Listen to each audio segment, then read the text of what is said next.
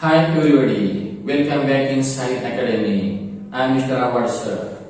Today we are going to learn about English chapter 2.6. The name of the lesson is World Heritage.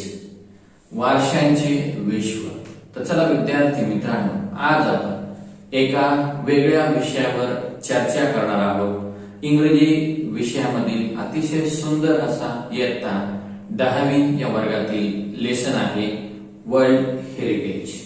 जगभरातील जागतिक जे वारसा स्थळ आहे आणि या जागतिक वारसा स्थळाविषयी माहिती आपण या पाठातून जाणून घेणार आहोत. अतिशय इंटरेस्टिंग असा हा लेसन आहे की जगभरातील अशी कोणकोणती ठिकाणं आहेत की ज्यांना वर्ल्ड हेरिटेज नॉमिनेशन मिळालेलं आहे आणि त्याची जी निवड आहे त्याचा क्रायटेरिया आहे तो कशा पद्धतीने या वर्ल्ड हेरिटेज साइट मध्ये त्याची जी गणना आहे नॉमिनेशन आहे ते होतं ते आज आपण पाहणार आहोत. Let's start now. Before watching this video, please don't forget to subscribe my channel English for You.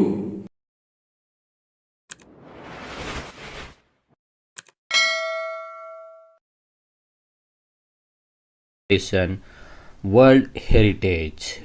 आज आपण इयत्ता 10वी या वर्गाचा वर्ल्ड हेरिटेज म्हणजेच जागतिक वारशांचे विश्व, जागतिक वारसा, जे सांस्कृतिक ऐतिहासिक असे ठिकाणं या जगामधील आहेत यांच्याविषयी आज आपण माहिती पाहणार आहोत. अतिशय सुंदर असा हा लेसन.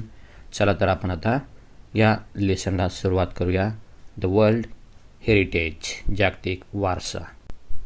तत्पूर्वी थोडंसं तुम्हाला जे ऐतिहासिक ठिकाणं आहेत यांच्याविषयी माहिती असेल तर त्याच विषयी ह्या जगातील संपूर्ण ऐतिहासिक, सांस्कृतिक, शैक्षणिक अशा ठिकाणांची माहिती आपण या पाठातून घेणार आहोत की ज्यामुळे तुम्हाला सुद्धा पुढे की जे वर्ल्ड हेरिटेज साईट कोणकोणत्या आहेत, आपण काय पाहावं याविषयी तुम्हाला जगाविषयी माहिती या लेसनमधून समजणार आहे. तुम्हाला वरील चित्रामध्ये सुद्धा हे पूर्ण जगभरातील जे वारसा स्थळ आहेत हे तुम्हाला वरती दिसत आहे. चला. World heritage site is a site determined by United Nations Educational, Scientific and Cultural Organization that is UNESCO to have significant cultural or natural importance to humanity. म्हणजे जागतिक वारसा स्थळ म्हणजे वर्ल्ड हेरिटेज साईट हे एक मानव जातीच्या दृष्टीने सांस्कृतिक किंवा नैसर्गिक विशेष महत्त्व असणारे युनेस्को म्हणजे त्याचा लॉंग फॉर्म त्यांनी दिला United National Educational Scientific and Cultural Organization, त्याला युनेस्को, याद्वारे हे निर्धारित केलेले एक स्थळ आहे. नेक्स्ट लाईनमध्ये पहा. As such the sites are protected and maintained by the International World Heritage Program, which is administered by the UNESCO World Heritage Committee.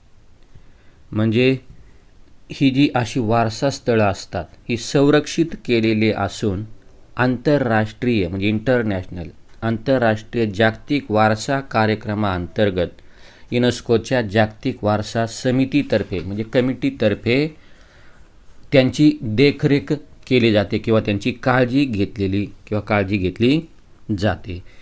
म्हणजे तुम्हाला हे चित्रामध्ये सुद्धा हे अतिशय सुंदर असे तुम्हाला पिक्चरसुद्धा मिळेल. हे युनेस्को एक संस्था आहे त्यांच्यामार्फत हे केलेले असतात. Because world heritage sites are places that are significant culturally and naturally, they vary in types and include forest, lakes, monuments, buildings and cities. म्हणजे सांस्कृतिक व नैसर्गिक दृष्टिकोनातून ह्या अतिशय लक्षणीय असणाऱ्या ठिकाणांचा जागतिक वारसा स्थळामध्ये समावेश होत असल्यामुळे त्यांच्या प्रकारात अनेक प्रकारची विविधता, व्हरायटी आपल्याला आढळून येते. म्हणजे यामध्ये काय काय येतं पहा. फॉरेस्ट येतात म्हणजे जंगल, त्यानंतर याच्यामध्ये येतं लेक्स म्हणजे जे सरोवरे असतात ते, मॉन्युमेंट्स जे ऐतिहासिक स्मारकं असतात, बिल्डिंग्स ज्या ऐतिहासिक सांस्कृतिक इमारती असतात त्यांचा समावेश, अँड सिटीज की जे जागतिक जे महत्त्वाची शहरं आहेत त्या शहरांचा सुद्धा समावेश यामध्ये केलेला त्यांनी आहे. म्हणजे अशा दृष्टीने हे तुम्हाला चित्रामध्ये सुद्धा प्रत्येक दिसेल की ताजमहल आहे, समजा दिल्लीसारखं शहर असेल, लंडन असेल, किंवा तुम्हाला एखादं आपलं ऑक्सफर्ड युनिव्हर्सिटी असेल, मोठे जे पाण्याचे सरोवरे असतात त्याचासुद्धा समावेश याच्यामध्ये होतो, लाल महल असेल, असे भारतातील सुद्धा काही आपले जागतिक वारसा स्थळ याच्यामध्ये तुम्हाला पाहायला मिळणार आहेत. नेक्स्ट पॅराग्राफमध्ये चला आता. World heritage sites can also be a combination of both cultural and natural areas. म्हणजे जागतिक वारसा स्थळामध्ये सांस्कृतिक आणि नैसर्गिक अशा दोन्ही गोष्टीचा अतिशय योग्य असा संयोग झालेला तुम्हाला दिसू शकतो. त्याचा म्हणजे तो एरिया त्याच्यामध्ये आहे. म्हणजेच तुमच्या लक्षात आलं असेल की जे कल्चरल सांस्कृतिक आणि नॅचरल नैसर्गिक अशा दोनही क्षेत्रांचा समावेश या साईटमध्ये त्यांनी केलेला असतो. फॉर एक्झाम्पल, उदाहरणार्थ त्यांनी तुम्हाला एक्झाम्पल दिलं आहे. कुठले पाहता जगभरातील माउंट हँगशन. आता शब्द थोडासा हा चायनामधला आहे त्यामुळे माउंट त्याचा उच्चार व्यवस्थित करा. Mount Hengshan in China is a site with significance in China is a site with significance to human culture because it played a role in historical Chinese art and literature. म्हणजे तुम्हाला इथं एक उदाहरण त्यांनी दिलं आहे. चीनमधील माउंट हँगशन हे एक ठिकाण आहे, ते सांस्कृतिकदृष्ट्या अतिशय महत्त्वाचं आहे. का बरं? कारण दिलं आहे त्यांनी, जे हिस्टॉरिकल असतात ऐतिहासिक काळामध्ये चीनी ज्या कला आहे, आर्ट आणि त्यांचं जे लिटरेचर साहित्य त्यामध्ये त्यांची उल्लेखनीय भूमिका होती. The mountain is also significant because of its physical landscape characteristics. आणि पुढे ते सांगतात की भौगोलिक जे स्थळं असतात त्याच्या सौंदर्याच्या दृष्टीने सुद्धा हा एक पर्वत अतिशय वैशिष्ट्यपूर्ण, त्याचे लँडस्केप जे आहेत कॅरेक्टरिस्टिक म्हणजे वैशिष्ट्यपूर्ण असे जे गुण आहेत त्याचे त्या कोणता ठिकाण पाहतो आपण माउंट हँगशन. म्हणजे याचा समावेश अतिशय उल्लेखनीय स्थल सौंदर्याच्या दृष्टीने हे पर्वत म्हणून अतिशय वैशिष्ट्यपूर्ण असं ठिकाण आहे. आणि त्याच्यामुळे फिजिकल लँडस्केप शब्द म्हणजे भौगोलिक जे स्थळ सौंदर्य आहे त्याचा समावेश त्यांनी केलेला आहे. नेक्स्ट पॅरेग्राफमध्ये चला आता आपल्याला पाहिजे आहे की history of world heritage site. म्हणजे जागतिक जे वारसा स्थळांचा इतिहास आपण आता पाहणार आहोत. Aldous the idea of protecting cultural and natural heritage site around the world begin in the early 20th century. जगभरातील या सांस्कृतिक आणि नैसर्गिक वारसा जे स्थळं असतात त्याचं संरक्षण करण्याची कल्पना ही साधारणपणे 20व्या शतकाच्या सुरुवातीला अस्तित्वात आलेली आहे. म्हणजे 20व्या शतकाच्या वेळेस ही कल्पना अस्तित्वात आता सुरुवात झाली. Monuments for its actual creation was not until the 1950s. मात्र 1950 सालापर्यंत ती प्रत्यक्षात यायला त्याला कोणतीसुद्धा चालना मिळालेली नाही. In 1954 Egypt started plans to build the Aswan high dam to collect and control water from the Nile river. म्हणजे 1954 साली इजिप्तने नाईल नदीचे पाणी त्याच्यावर नियंत्रण मिळवण्यासाठी, ते पाणी अडवण्यासाठी ॲश्वन हाय डॅम म्हणजे धरण बांधण्याची योजना प्रत्यक्षात अंमलात आणलेली आहे. The initial plans for the dam's construction would have flooded the valley containing the Abu Simbel temple. आणि धरण बांधण्याच्या मूळ योजनेमध्ये आबू सिम्बल हे जे मंदिर आहे ते मंदिराची जिथं ते म्हणजे त्या नदीवर मंदिर होतं आणि त्या मंदिराविषयी थोडक्यात हे तुम्हाला चित्रामध्ये सुद्धा दिसत असेल. हे तुम्हाला टेम्पल दिसतं आहे. पुढे पहा त्याच्यामध्ये and scores of ancient Egyptian artefacts. आणि असंख्य प्राचीन इजिप्तच्या ज्या कलाकृती आहेत त्या स्थित असलेली दरी पाण्याखाली जाणार होती. म्हणजे त्यांची ती व्हॅली होती. स्कोर्स ऑफ शब्दाचा अर्थ आहे असंख्य, प्लेंटी ऑफ मेनी, आणि आर्टफॅक्ट मानवी कौशल्याने तयार केलेल्या वस्तू. म्हणजे त्यांच्या ज्या इजिप्तच्या ज्या कला आहेत, त्यांच्या ज्या कलाकृत्या आहेत त्यासुद्धा या पाण्याच्या खाली म्हणजे धरणाच्या खाली जाणार होत्या आणि त्यामुळे त्यांना खूप मोठा तो प्रश्न होता.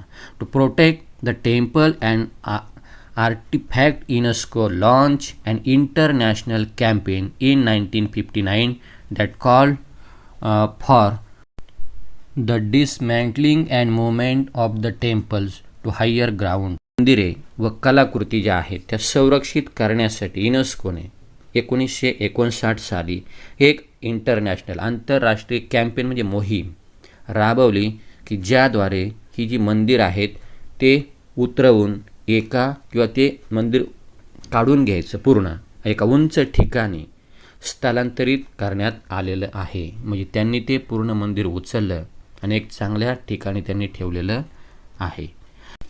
The project cost and estimated $80 million, $40 million of which came from 50 different countries.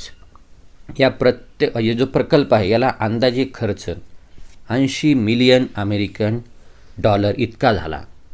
त्यामधला $40 मिलियन हा जो खर्च आहे तो 50 प्रकारच्या वेगवेगळ्या देशाकडून त्यांनी मदत केली आणि त्या देशांकडून तो जमा झालेला आहे. म्हणजे हे असं ह्या युनेस्को जे आपलं इंटरनॅशनल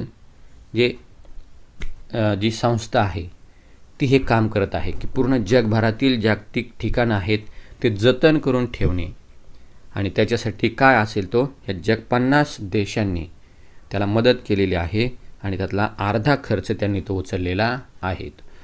तुम्हाला चित्रामध्ये सुद्धा दिसेल वरती युनेस्कोचं जे कार्यालय आहे त्याचं त्यांनी तो तिथं तुम्हाला दिसत असेल आणि साईडला ते कशा पद्धतीने तो डॅम आहे त्याचे तुम्हाला वर्णन तिथं दिसेल.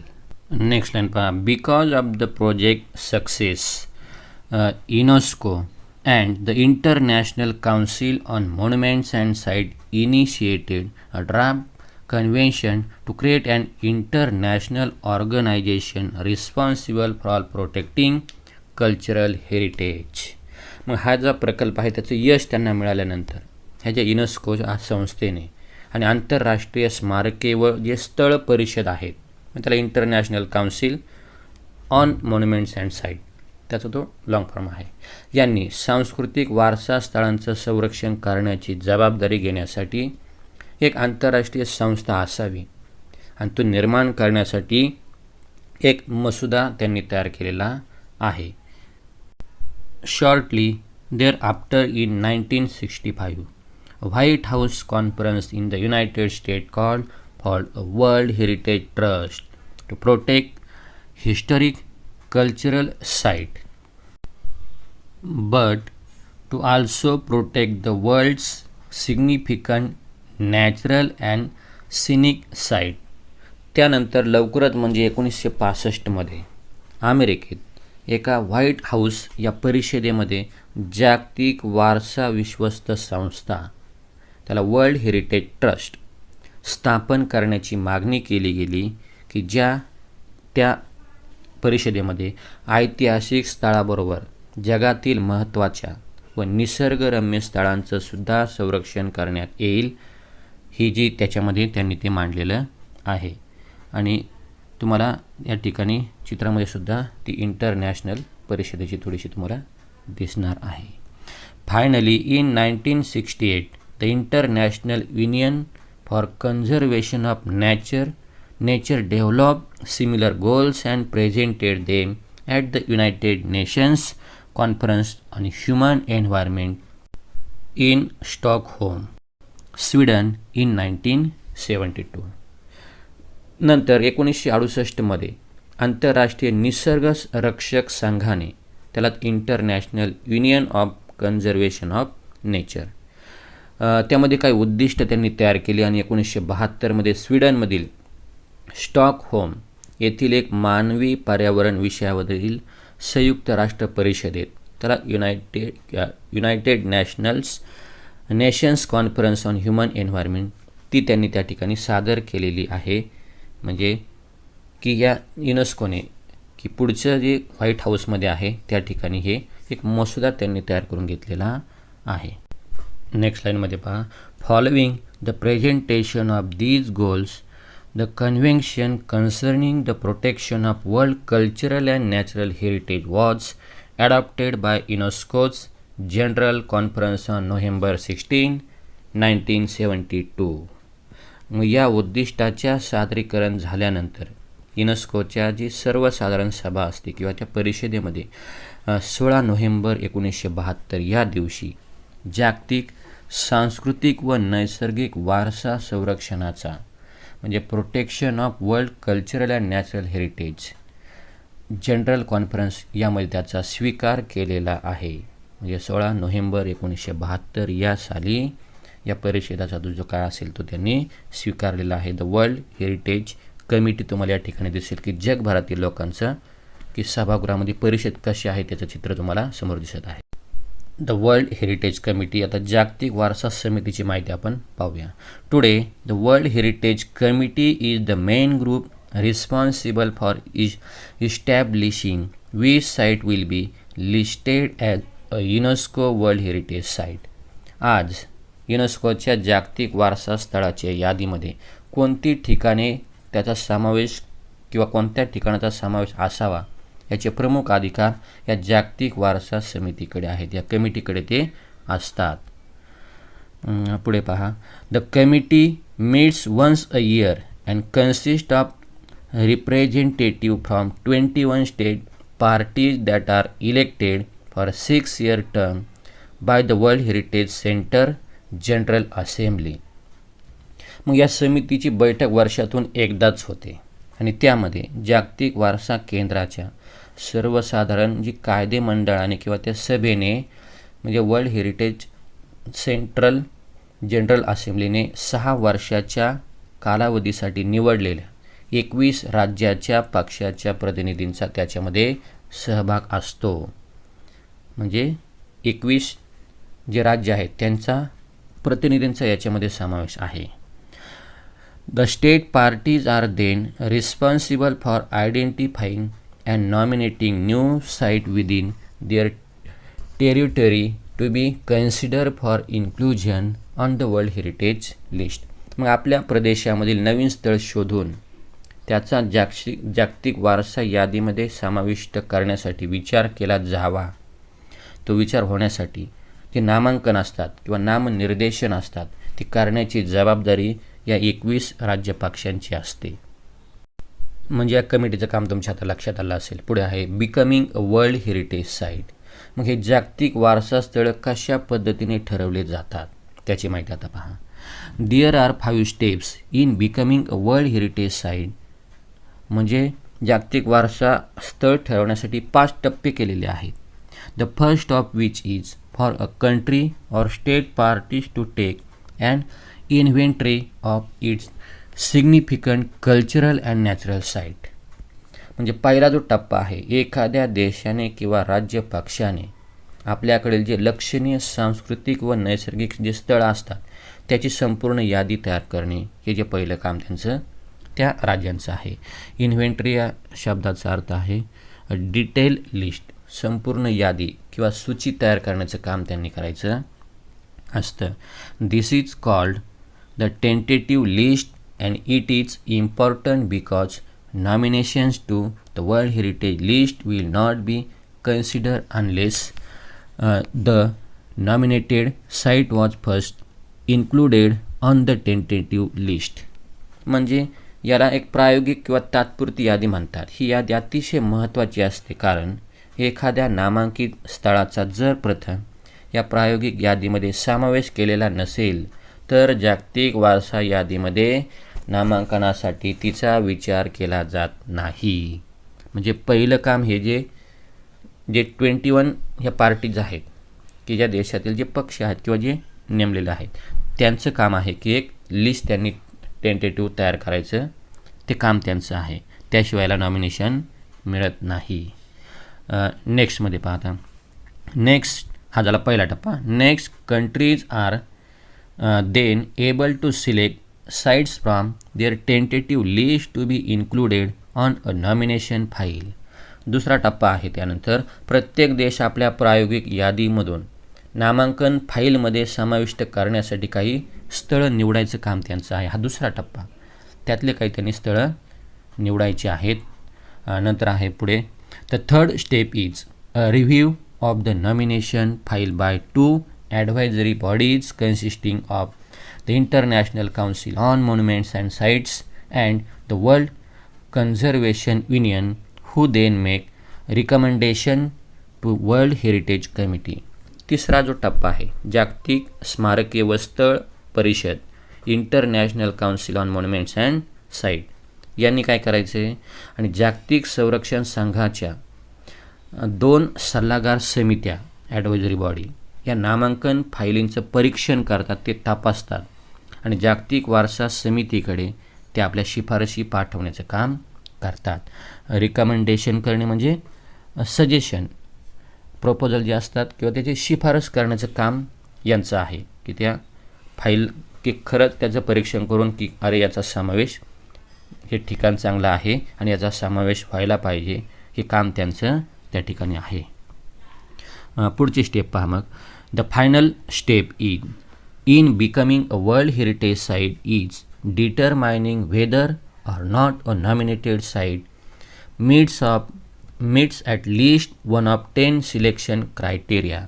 आणि पुढचा जो टप्पा आहे त्यामध्ये जागतिक वारसा स्थळ बनवण्याचा शेवटचा टप्पा म्हणजे हे जे प्रस्तुत नामांकित जे स्थळ आहे हे 10 निवड निकष असतात. त्याला ते 10 निकष, त्या निकषांपैकी किमान 1 निकष पूर्ण करते की नाही हे तपासणे हे काम त्यांचं त्यामध्ये आहे.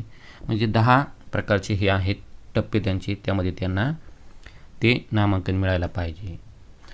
If the site meets this criteria it can then be inscribe on the world heritage List. या स्थळाने जर निकष पूर्ण केले तर जागतिक वारसा यादीमध्ये तिचं नाव आहे ते नोंदवलं जातं. म्हणजे क्रायटेरिया पूर्ण केल्यानंतर त्याचं नाव इन्स्क्राईब या शब्दाचा अर्थ नाव नोंदवणे. आणि पुढची याच्यामध्ये लाईन पहा. Once a site goes through these process and in chosen it remains the property of the country on whose territory it site, but it also become considered within the international community. मग एखादे स्थान या संपूर्ण प्रक्रियेतून निवडलं गेल्यानंतर ते ज्या भागात आहे त्या देशाची मालमत्ता तर असतेच, त्यांचं असणारच आहे, परंतु आंतरराष्ट्रीय जे परिषद आहे किंवा जो समुदाय आहे त्याचासुद्धा महत्त्वाचा भाग म्हणून ते त्याची नोंदणी केलेली असते.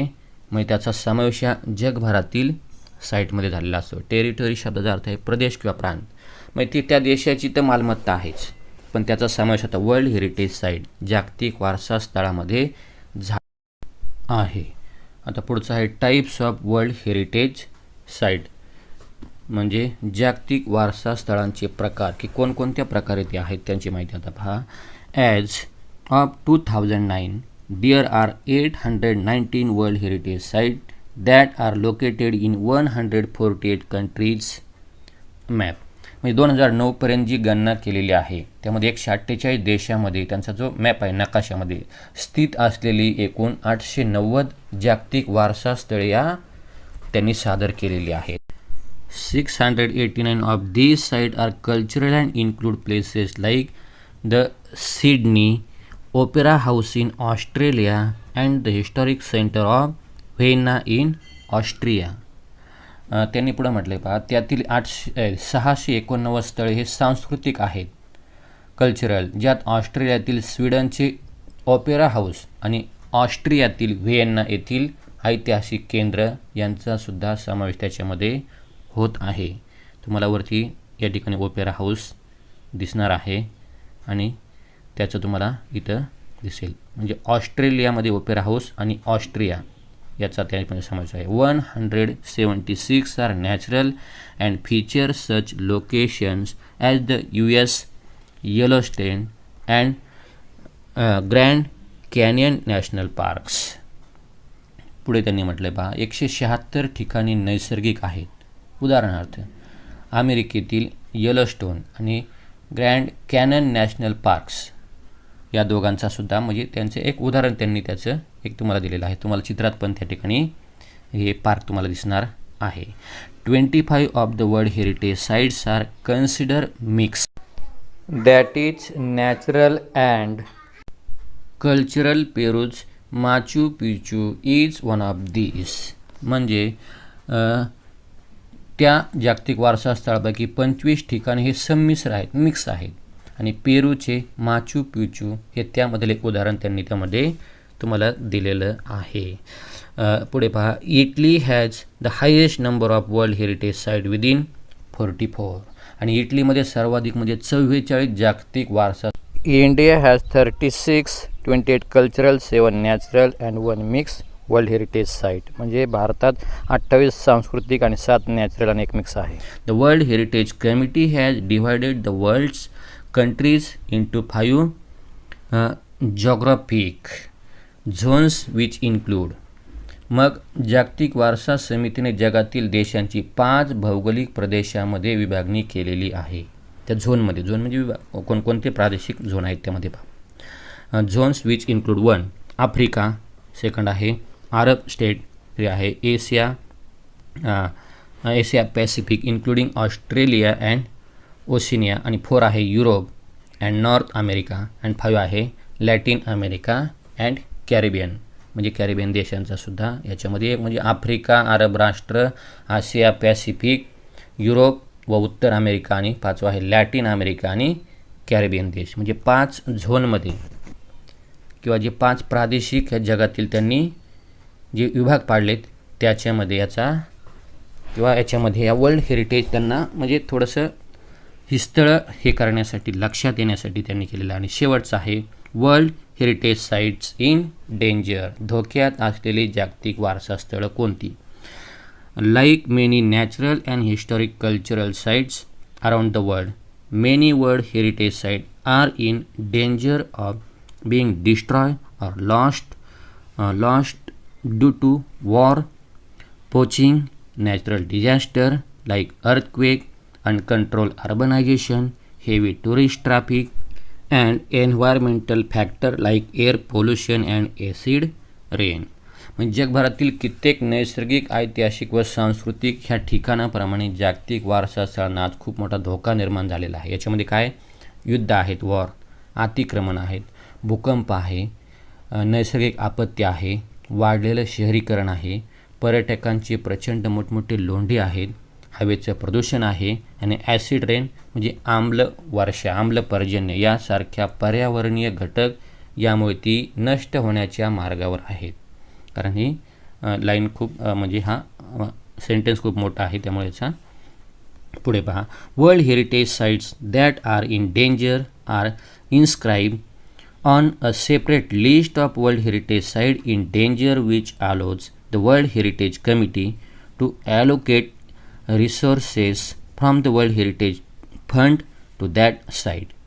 मग आता अशा संकटात असलेल्या जागतिक वारसा स्थळांना म्हणजे जे धोक्यात आहेत त्या वारसा स्थळांना एक स्वतंत्र यादीमध्ये त्याचं नाव घेतलं जातं आणि जागतिक वारसा समिती जे काही निधी जमा होईल, जे पैसा असेल अशा स्थळांना तो पैसा पुरवते आणि त्याचं जे काय असेल ते पुन्हा नव्याने त्याचं कसं जतन होईल याचं ते ह्याच्याकडे ते लक्ष देत असतात. ॲलोकेट शब्दाचा अर्थ आहे असाइन, मग त्यांना नेमून दिलेला असतात.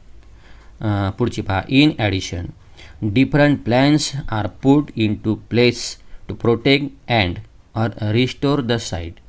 मग त्याशिवाय या स्थळांचं संरक्षण आणि त्याचा किंवा त्याचा जीर्णोद्धार करण्यासाठी अनेक वेगवेगळ्या प्रकारच्या उपाययोजनासुद्धा केल्या जातात. If however a site loses the characteristic which allowed for it to be originally included on the world heritage List, the world Heritage Committee can choose to delete the site from the list. मग तरी देखील एखादं जे स्थळ असेल त्याच्या लक्षणीय कारणामुळे किंवा काही कारणामुळे त्याचा मूळ जो जागतिक वारसा आहे ते यादीमध्ये समाविष्ट झालेले होते, पण त्याची जी वैशिष्ट्ये असतात ती जर नष्ट झालेली असेल तर जागतिक वारसा समिती त्या स्थळाचं नाव यादीतून वगळू शकते. To learn more about World Heritage sites, visit the World Heritage Center's website at whc.unesco.org. मग त्याने तुम्हाला शेवट सांगितले जागतिक वारसा स्थळाविषयी अधिक तुम्हाला जर माहिती मिळवायची असेल, जर तुम्हाला आवड निर्माण झाली असेल, तर जागतिक वारसा जे केंद्र आहे त्यांची जी वेबसाईट दिली संकेतस्थळाला तुम्ही भेट देऊ शकता आणि त्यांनी संकेतस्थळ तुम्हाला शेवट तिथं मेन्शन केलेलं आहे wsc.unesco.org. तर तुम्हाला हा लेसन आवडला असेल.